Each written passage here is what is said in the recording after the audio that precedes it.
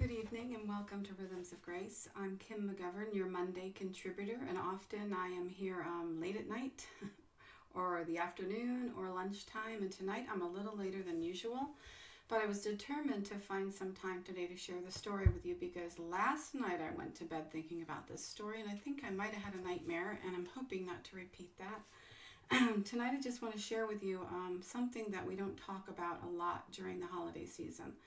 And when we talk about the Nativity scene or talk about Christmas and the baby Jesus, this is not something that you often hear or even see in our Christmas themes as we go through the holidays.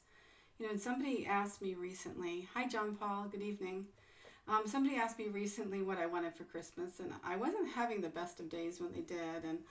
And I was thinking, you know, at that moment, it wasn't the best time that they could have chosen to say, what do you want for Christmas? Because my heart was full that day of some hard things and painful things, not just in my life, but also in the life of my friends. And sometimes as we pray even about those burdens to God, they can weigh heavy on our heart because we know that even in the midst of all the tinsel and lights and carols that we sing, that everything is not fine here on earth.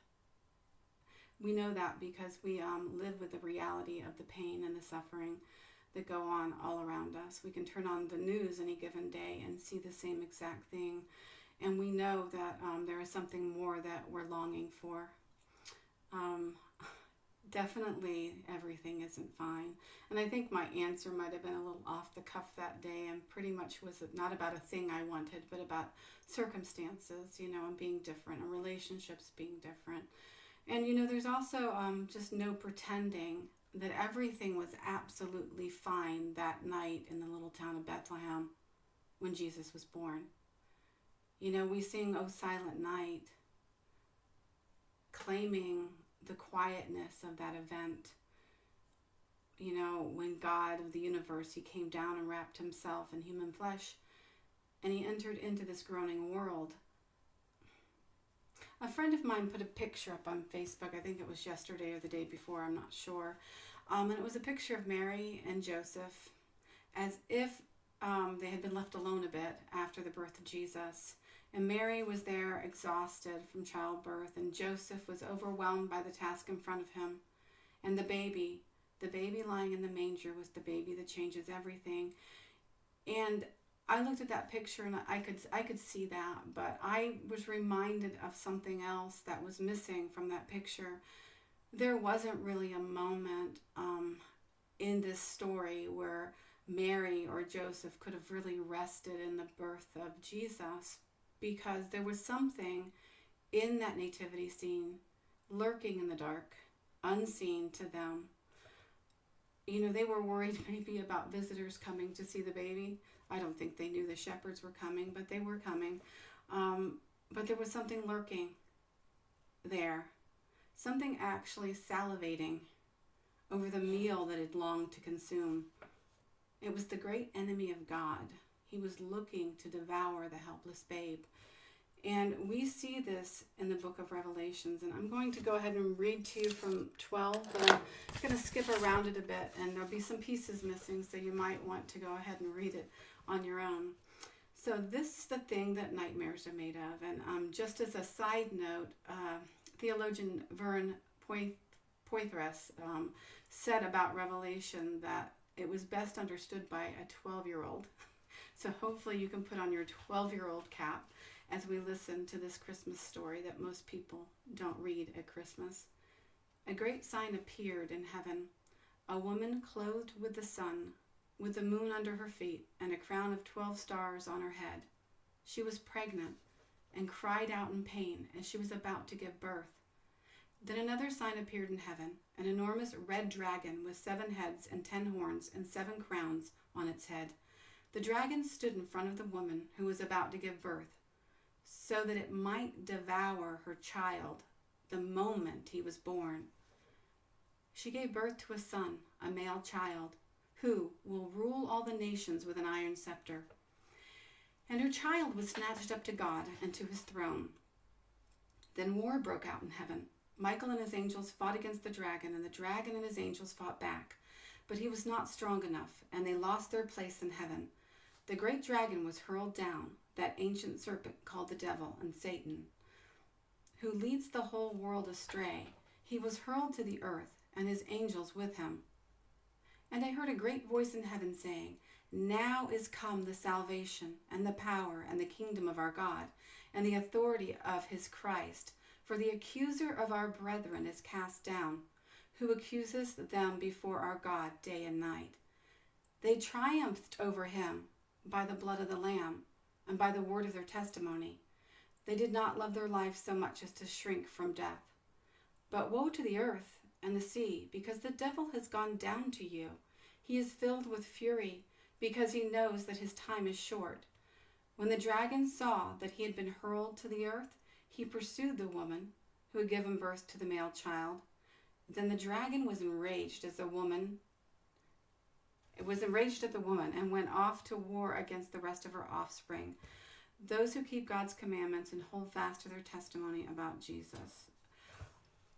Now, the story is a little bizarre, but the reality is the missing character in this scene is actually, if we were to look at it in our earthly view, was we didn't have a vision on the earthly view of the nativity of a red dragon that was bent on consuming the child when he was born. But that is the story of the Bible. If we look at the story of the Bible as one big whole, and we go back to the book of Revelation, and we see that even in the beginning, in the garden, all things were good.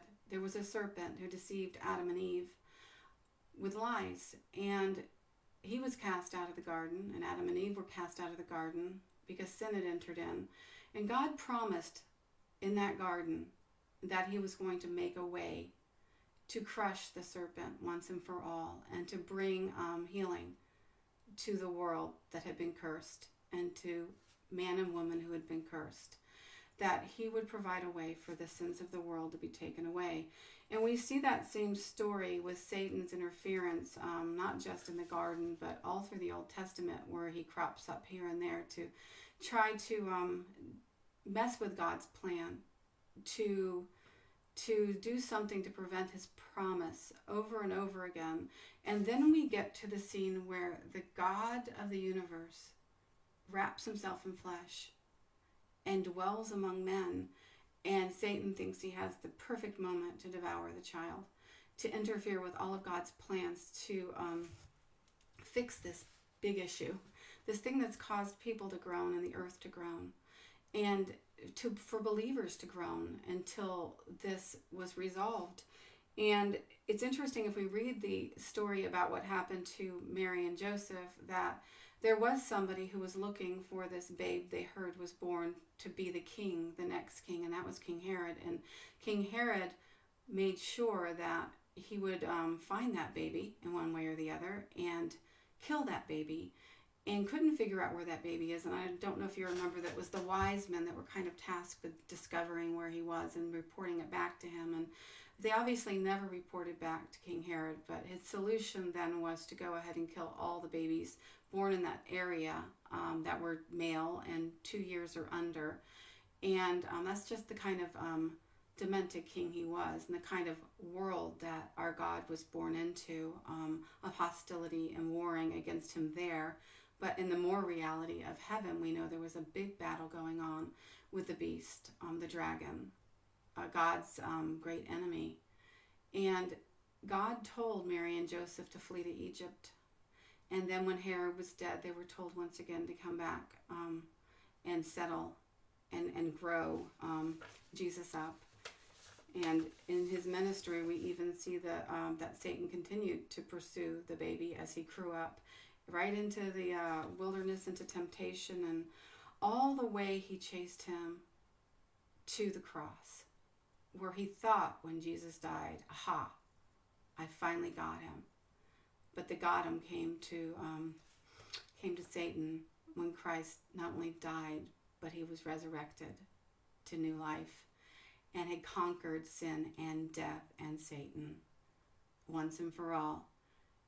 And we're told, though, that we have an enemy that is still roaring and prowling around, and he doesn't want anything good for us. I know if you can remember back to the Revelation story I just read, you know, the dragon pursued the baby, and the baby was brought up into heaven. And it's almost like you get the shortest story ever of the entire gospel, where he's born and boom, he's right into heaven. And we don't see that in-between piece there.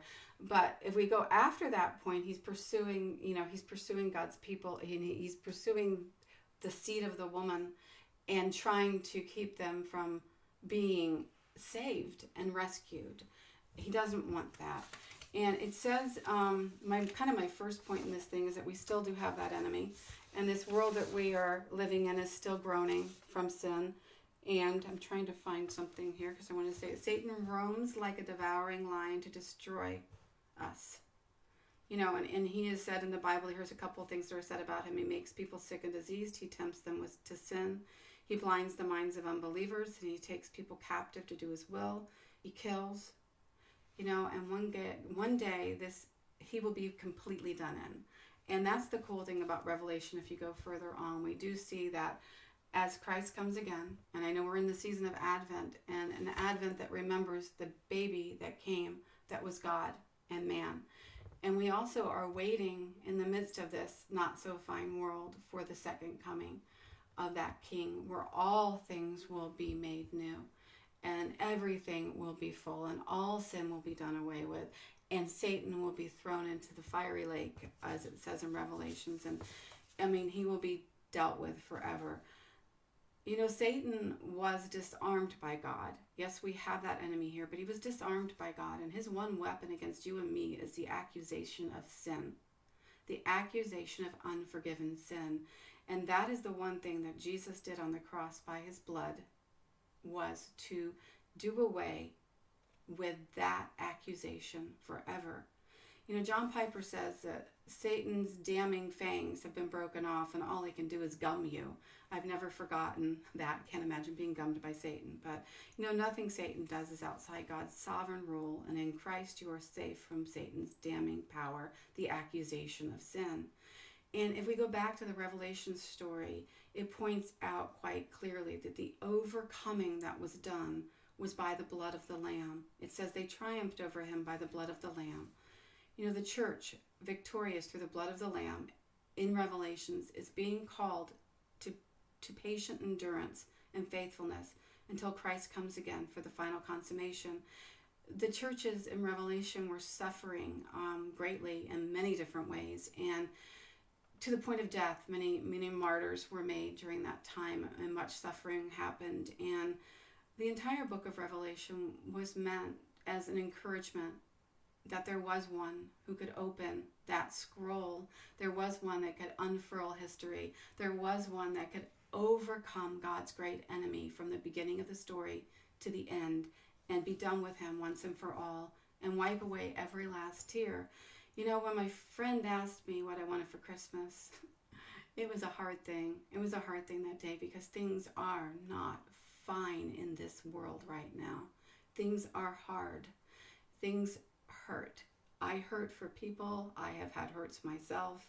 And what it makes me want to do when I look at this nativity story with the dragon and the woman, it makes me remember what a magnificent, huge, holy God of the universe there is.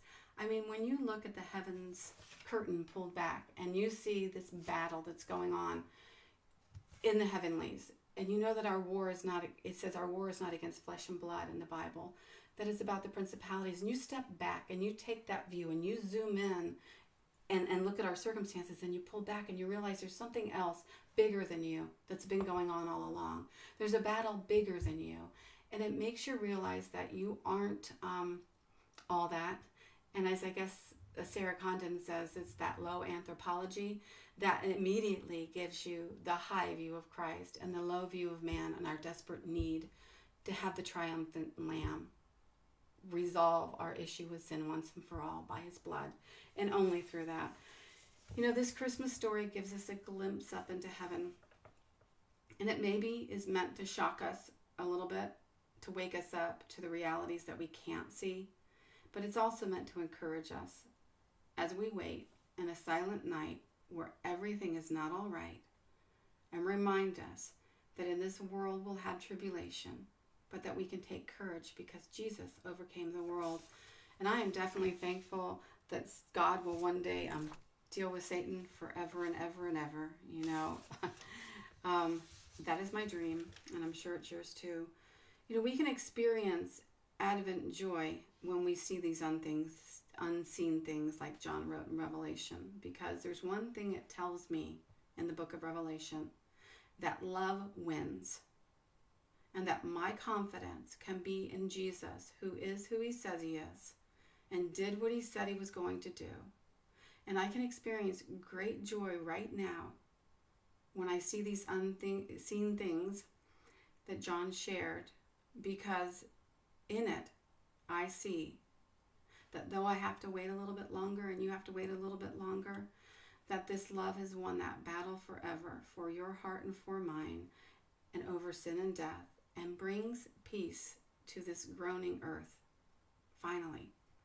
You know, and I'm going to close with a reading from 2 Corinthians 4:16 through 18. And I hope that these thoughts can go into your sleep tonight, unlike my little nightmares of dragons last night. It says, "So we do not lose heart. Though our outer self is wasting away, our inner self is being renewed day by day. For this light momentary affliction is preparing for us an eternal weight of glory beyond all comparison, as we look not to the things that are seen, but to the things that are unseen. For the things that are seen are transient, but the things that are unseen are eternal." So I hope that you all have a great evening, and perhaps now we all need to add a dragon to our nativity scenes. Have a good night.